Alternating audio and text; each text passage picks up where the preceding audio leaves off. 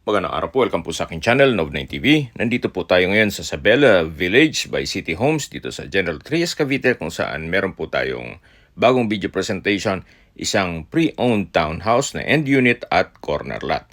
May lot area po ito na 75 square meters at may floor area na 54 square meters.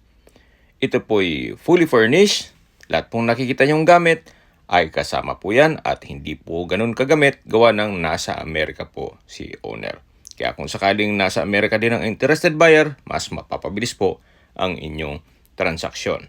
Meron po itong 3 kwarto, 2 toilet and bath, at nakabakod na po buong property.